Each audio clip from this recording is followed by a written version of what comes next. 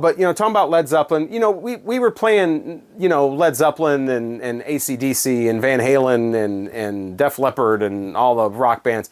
And we played the grunge band. We played Nirvana and Soundgarden, and we played, Sponge and whatever. But these are the CDs that most of them came out that year, So that's why. Because I knew all that stuff before I started in radio, so I don't really connect my first year in radio with those.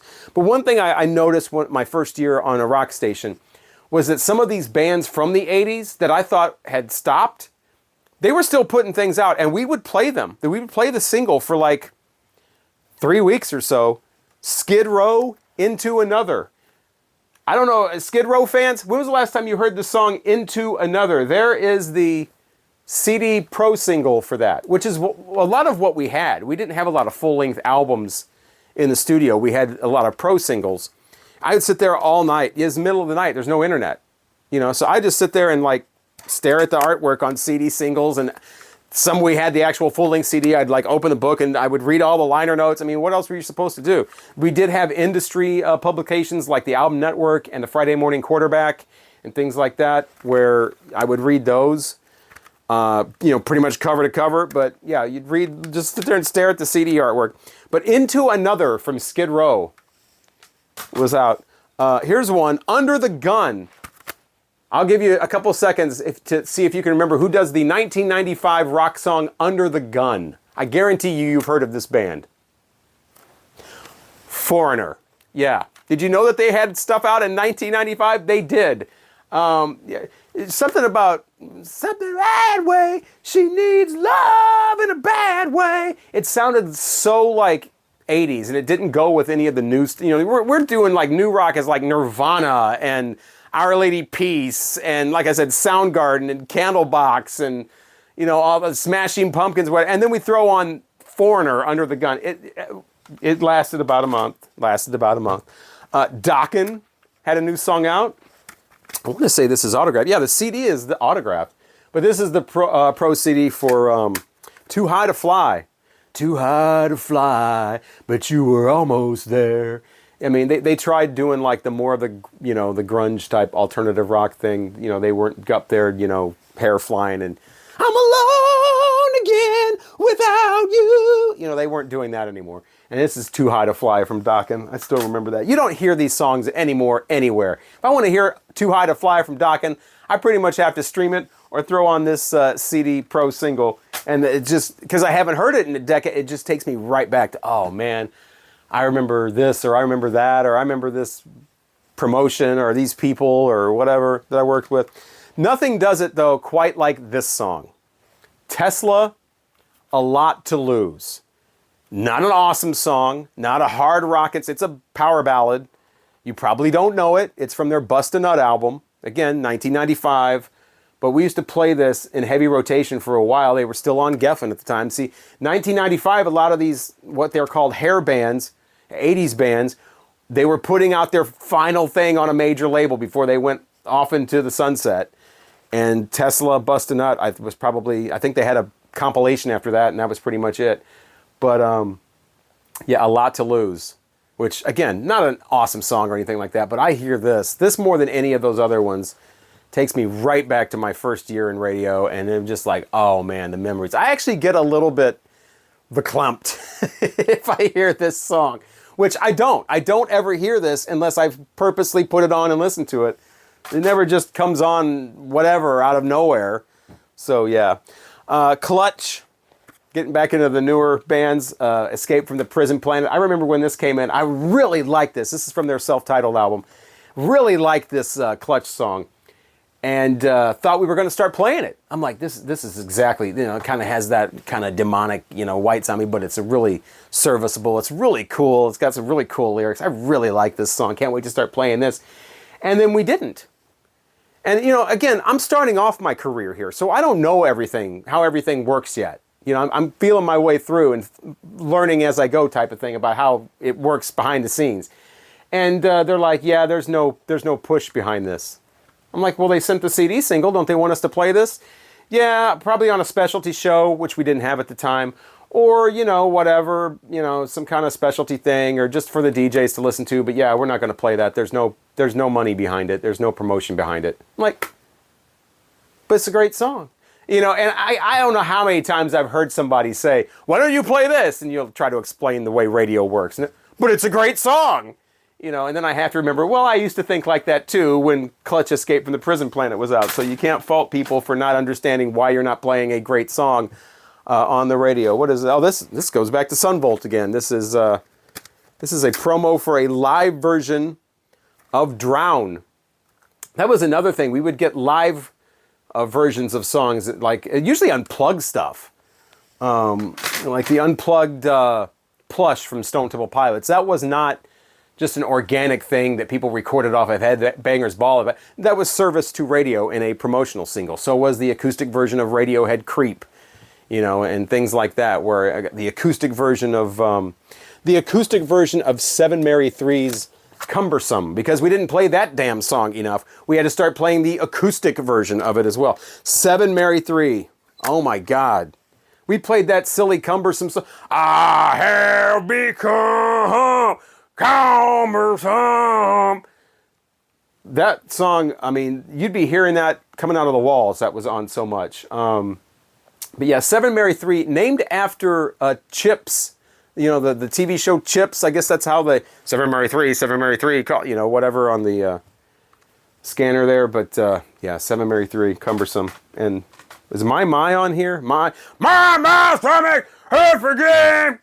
I actually like that song more. That cumbersome thing, man. I don't know what... I mean, that song's okay, but I mean, we played that thing like it was the Beatles or something, which we didn't play the Beatles, ironically. So yeah, Smashing Pumpkins released this. This is another one of the Melancholy and the Infinite Sadness. Man, I got this too. This was cool to have because this was a double CD. This thing was like $24 in store. Free for me. So wow, got the new double 2-hour album from Smashing Pumpkins for free. This is when they changed to the Smashing Pumpkins. So their name changed from being an act of vandalism, Smashing Pumpkins, to a like, oh, we're the Smashing Pumpkins. Like, oh, smashing, you know, brilliant. But yeah, you know, the music on here, great. Love the music. Was not a fan of Billy Corgan's vocals. That's what ruined the Smashing Pumpkins for me. I liked when he had the higher register, when, you know, that was fine. But when he got that, I was like, God damn, dude. Despite all my rage, I am still just a rat in a cage. And we played that Bullet with Butterfly Wings. You better believe that was in heavy rotation for a long time. I hated that song. 33 was my favorite on here as far as the singles. I remember Muzzle was funny because Muzzle, the song, we played that. That just starts out by going, ah, and somebody took it, just the beginning where he goes, ah, and slowed it down a little bit and made it a clip for like a wrong answer. If they were doing a contest and somebody gave a wrong answer, instead of a buzzer, you'd hear, ah. The shit we would do, we would do some stuff I can't even talk about. But yeah, we would do silly stuff like that too. But yeah, Melancholy and the Infinite Sadness. Again, love the music. A great variety of music on here too. A great album. If it wasn't for Billy Corgan's obnoxious vocals, and he just gets more and more, I think he gets more confident on that album than he was on Siamese Dream. So his vocals just get more and more and more obnoxious. Collective Soul. Talk about stuff that was in heavy rotation. These guys have pretty much been forgotten about these days, but this was 90s rock radio. I mean, yeah, like I said, we played the grunge stuff, we played the whatever. These guys, everything they came out with went right into heavy rotation. December, over and turn your head now, babe, or just spin me out. Gel. Where the River Flows, all these, The World I Know, so I walk upon high and I see the edge. It just, I mean, over and over, and especially this album. This is their second self-titled album. Collective Soul was huge, but when they fell off, they just fell off. It was like, well, we're not playing them anymore. I remember there was an article where the lead singer complained because his band was on the radio so much and he was getting sick of hearing them. It's like, how do you think we're feeling? We're not even getting paid to be on the radio like you guys are. This was the first song that I ever played on that station. Again, WQLZ, Springfield, Illinois, that I really hated. I have the single here for it. I don't think this band ever did anything else. Dog's Eye View and Everything Falls Apart. And it was a stupid kind of jangle. I hate jangle rock. I hate that shit. And, glad that died. And I'm waiting for the day. Because, you know, all these vinyl reissues coming out with all this 90s stuff that everybody's forgotten about. Like the friggin' Verve Pipe and shit like that. I'm waiting for the Dog's Eye View album to come out. And people to be like, oh my God, I gotta get that Dog's Eye View album. I'm thinking a lot of people probably don't remember who they are, but, oh, terrible. Here's another one, Silverchair. They had a song called, they had several songs actually on our station, but from the first album they had, Tomorrow was the first one, that's terrible. Pure Massacre, or Pew Massacre as they say, is terrible. Israel's Son is just weird. We didn't play that one as much, but man, Tomorrow was a song. These guys, first of all, Frog Stomp is a stupid name for an album. What are you, stomping on frogs? Then you're an asshole. But this guy's like 16 years old, and he's going to be the next Kurt Cobain. You gotta remember, Kurt Cobain has been dead now for 2 years. No, a year. Only a year. Kurt Cobain's only been dead for a year. And, yeah, everybody's gonna be the next Kurt Cobain. But this, I think, what was his name? Daniel, was it Johnson or Johns? I don't know. These guys are from New South Wales in Australia. And I didn't like them at all. I know they went on to make other stuff and they changed their sound and they got a lot of respect or whatever. I didn't like this album or the singles. I don't know if I don't remember any of the other songs on here. I just remember the 3 singles. And the one about Tomorrow was like, come on, fat boy, you're gonna do, fat boy, wait till tomorrow. The water off the tap is hard to drink. It's hard to drink. It's like, what the fuck kind of lyrics are these? It's just not my thing. It's not my thing. Silverchair. Did not think he was going to be the next Kurt Cobain, and didn't really want to hear a 16-year-old. You know, when you're in your early 20s, you don't want to hear a 16-year-old's rock band. It's like listening to, like your little brother has a rock band or something. Ridiculous. Fucking Silverchair. Presidents of the United States of America. Remember these guys? Lump and Kitty. And what was their third one? They had another one. Peaches. Yeah. Played Frisbee with these guys backstage. Well, it wasn't really backstage. It was an outdoor, like a county fair concert. And so the backstage was an entire field. And then the field led into a cornfield. So we're just out there playing Frisbee with the guys from the Presidents of the United States of America. Here's the pro CD for Kitty, because you couldn't play the album version on the air. But yeah, Kitty from the Presidents of the United States of America, and Lump.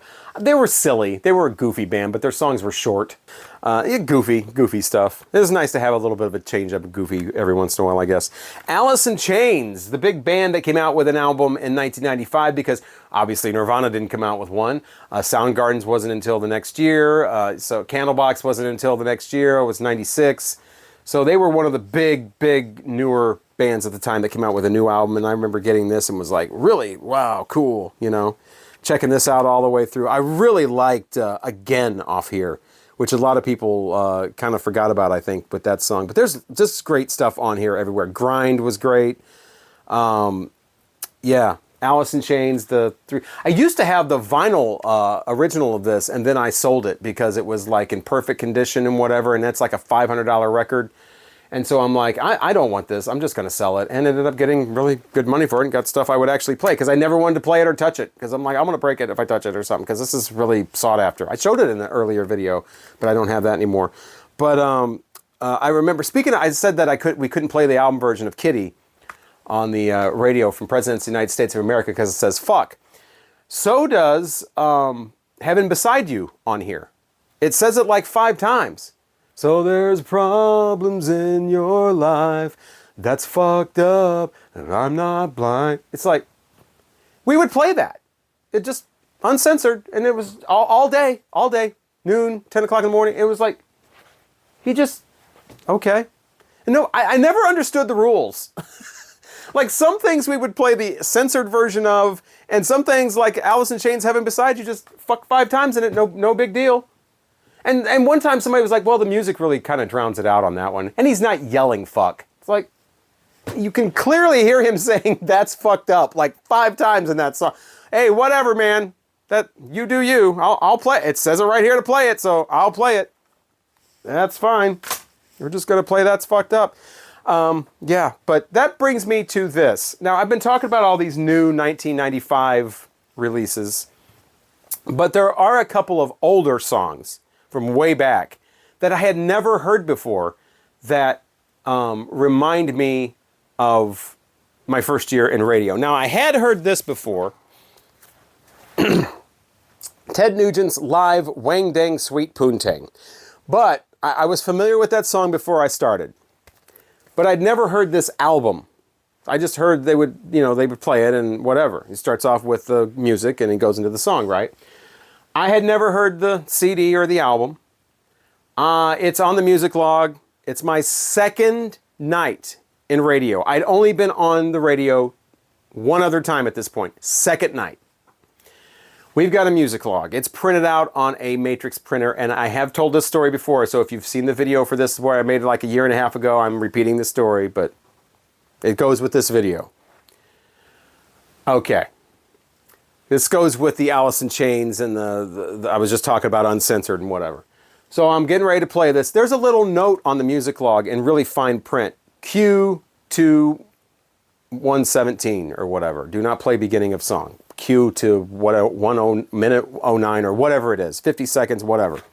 I don't see that because it's the ink on the printer, the dot matrix printer is running out, and all I see is a bunch of like dots. You know, the song title and the artist and the album title and the number of the CD, that's all written, and the running time and all that and the intro time, that's all really big letters, so you can see that. You can't see this little note that says Q past 117 or whatever.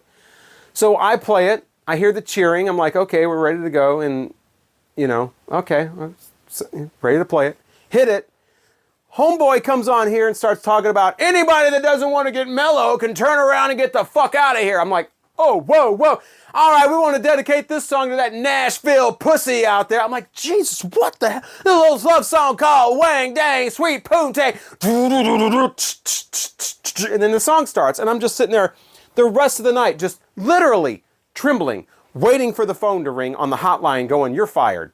Because at that time, I didn't think you could play fuck on the air in any kind of way.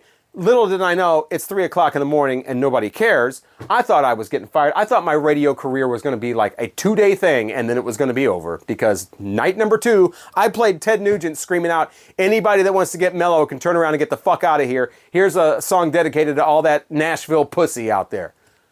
Recorded live in Nashville, apparently. But yeah, so Wang Dang Sweet Poontang, that's all I think about, is sitting there all night going, it's over. It's over. I went to college. I started living my dream on a rock station. Everything's really cool. And now it's over. Luckily, though, no one heard it. That was a program director or any salesperson or what. They were not listening, apparently, at 3 o'clock in the morning. And so next day, everything's just normal. It's like, okay, well, nobody heard that. I'm not sure I'm not going to tell anybody. And yeah, so little did I know, a few months later, we would be playing Alice in Chains all day with him saying, that's fucked up, like 5 times in the song, and nobody bats an eye. And also, every New Year's Eve at midnight, we would count down and go, Happy fucking New Year, live on the air at midnight. This was an edgy station for the 90s. Another old song that I never heard before I first started working at this radio station, my radio career starts, is this weird, because, I'd heard all the classic rock, Deep Purple, Led Zeppelin, Guns N' Roses. I knew it all. I was a big rock fan, so I heard it, But this song comes up over and over again. We're playing it, and I'd never heard this before. I'd never heard of this person before. Had no idea. And it was awful. I didn't know why we were playing this. Kim Mitchell and Go for Soda. And again, this is 1995. The internet is not everywhere. We don't have the internet. We don't have web page. We can't just go look up what is this Kim Mitchell person? Why are we playing this song? What the hell is this? And so I'm like, what? Why are we playing this dumb guy with this hat on, smoking a cigarette, talking about, might as well go for soda, nobody cares and nobody cries. Dumbass song. I remember, again, because we don't have the internet, I can't look anything up or just copy paste the lyrics. I remember literally sitting there listening to the words of this, writing them down, and then going, this was when I very first started, so I was still going to college at the same time. I was working on the weekends. And I remember going back to college and going, has anybody here, to other people in the radio program, has anybody here ever heard of this guy named Kim Mitchell and this song called Go for a Soda? And they're like, no, what the fuck is that? Go for a soda? I'm like, check out these stupid lyrics. And I would read them off to him going, okay, we're in a blue mood. You want it your way, I want it mine. Walking around in a blue mood makes me thirsty for love. Might as well go for a soda. Nobody cares. And whatever the lyrics are. I don't remember exactly what those lyrics are. Now, we only played this for like a year or so, and then we dropped it. But I just remember this has got to be one of the dumbest songs I've ever heard. It sounds like a Coca-Cola commercial or something. It was just dumb. And I don't know. Kim Mitchell, whatever. I mean, the rock station where I was from, because Springfield is a different market than where I grew up. I grew up in the St. Louis area, so we had the St. Louis stations. I never heard no Go for a Soda. This one was the same way, but I actually like this song. This is a Rainbow and Street of Dreams. We would play that, and it's got the keyboards and everything, and I thought it was a pretty cool song. It was all right. It wasn't mind-blowing or anything, but I'd never heard that before. I mean, I'd heard Man on the Silver Mountain and Stone Cold and Since You've Been Gone or whatever. I'd heard that we played all those, but I'd heard all those for years. But I'd never heard this Street of Dreams song. We only played it for about 2 years. We dropped it. It really kind of sounded dated, with the keyboards and everything. We'd do music tests on it. It wouldn't test very well. People didn't really care about it anymore. But so it went away. But that's another one of those songs where I just hear those keyboards and that, will you remember me? And I just, oh my God, it takes me right back to being first year, wide-eyed, on the rail. Oh my God, I'm living my dream. I'm on a rock station. I can't believe this. It's so nostalgic. It's so sentimental to me, this Rainbow Street of Dreams. And again, another one of those songs that never comes on anywhere. If I want to hear it, I actually have to play it myself. So I rarely do, just because I want to keep those. When I do play it, I want to keep the memories intact. This is the same way. Soul Asylum and Misery. This was their new song at the time. And this was hot like literally the week that I started. This was like the hot song. It didn't stay around long. But, that's the Frustrated Incorporated or whatever. Cool thing about this Soul Asylum Misery song is the video. If you look up the video for that, it's really, even if you don't like the song, it's a really cool video because it shows you how CDs are made. It's like inside a CD factory. Because they're talking about producing misery, I guess. And so they're producing CDs. And it shows you inside one of the Sony music CD pressing factories. So it's pretty cool. I was talking about profanity and not believing that we could play the Heaven Beside You, Alice in Chains song uncensored. We also played Southern Culture on the Skids, Soul City, which says, it don't matter if your dick is big or your dick is tiny, like 3 times. It don't matter if your pants are shiny, if your dick is big or your dick is tiny. It don't matter if you're... Crazy. I used to love that song, Soul City. Southern Culture on the Skids. With a run-over condom on the cover. But yeah. Kenny Wayne Shepherd and Deja Voodoo, that was another one, blues guy. Because we would play like the grunge stuff, we would play the older stuff, the hard stuff from the past, the 80s stuff, the 70s stuff. We wouldn't do more we wouldn't play a lot of the lighter, we didn't play Elton John, we didn't play Fleetwood Mac, we didn't play, the Crosby, Stills and Nash and stuff. We would play the harder, that was the format, it was called active rock, and we would play harder stuff from the past, but then we would play newer stuff, Tool, stuff like that. A lot of Tool, a lot of Metallica. Oh my God, Metallica, oh, wow. We were the Metallica station. We would play Tom Petty, we would play, whatever. But we'd play newer artists too, like Kenny Wayne Shepherd, Space Hog. These guys, I think, from Leeds. I really liked their song, In the Meantime. Had a wild ending. We played CDs, And so we had to man the CD players, and you had to have the skills to be able to segue songs properly. And the end of In the Meantime had a backwards thing where it went, and that was, I mean, talk about a cold ending. That ending chopped off, and you had to be there right on it. You didn't want a second. Well, second. You didn't want a hair of dead air. Dishwalla, Counting Blue Cars. Didn't really care for the song, but heard it somewhere, and it was like, oh wow, I haven't heard that song in decades. So I thought I'd make this part of the video. I think these guys were from California. They only had a couple hits or whatever. Oh my God, Red Hot Chili Peppers. Never was a big Red Hot Chili Peppers fan, but this was the One Hot Minute was a CD out at the time. And Warped. Probably don't remember that song. Warped was the first single off of that.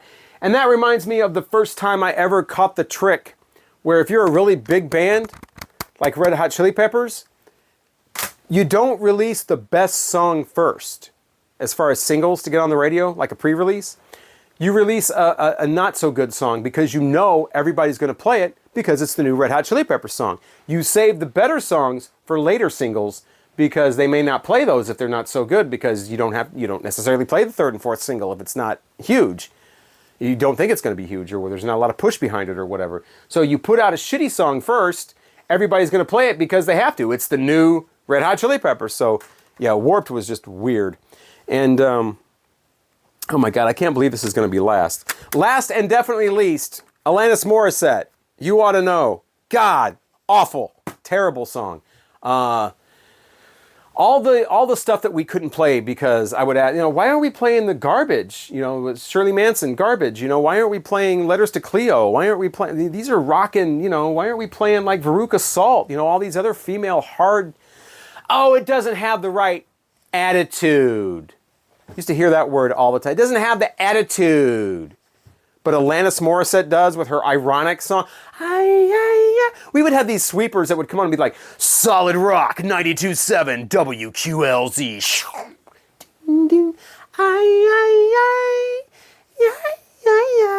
An old man turned 98 when the lottery. You're telling me that has the attitude, but Veruca Salt and Garbage doesn't. Okay. Right. And that stupid ass You Ought to Know song. God, that was awful. Are you thinking of me when you her? Because we had to play the edited one of that. No, he's not thinking of you when he fucks her. That's why he's fucking her. He's thinking of her. That's how cheating works. It's not just the song that's bad. It's everything that surrounded it. It's this whole like, oh my God, she's intense. She's really telling it. She's a powerful woman. No, she's not. She's upset. A powerful woman would be like, yeah, you cheated on me. You're out of my life. I'm going to go find a new boyfriend with a harder, bigger dick than you, and he's going to make me happier, and he's going to treat me like I need to be treated, and I'm going to treat him well too. That would be a powerful woman, not one that's obsessed and freaking out and produced by a man. Anyway, I didn't really want to. I should not have ended that on Alanis Morissette because she. Anyway, but yeah. Anyway, my first year working in radio, so many memories of songs that you don't hear anymore. And like I said, a lot of it's great because I don't want to hear them all the time because I don't want to dilute the memory. But every once in a while, throwing on A Lot to Lose from Tesla or Street of Dreams from Rainbow or any of those other, I Just Want You from Ozzy Osbourne. You don't ever hear that anymore. I don't even know what station, what kind of format would play a lot of this stuff. There's really not a format for like 90s rock that's just rock, not alternative or whatever. I mean, unless you have like satellite radio or, streaming. I'm talking about like terrestrial radio stations. But yeah, so don't hear those a lot, but always bringing back great memories. And I definitely treasure my early years in radio. So thank you for taking the journey with me. I'm Robert Fithen, and hopefully I will talk to you again soon.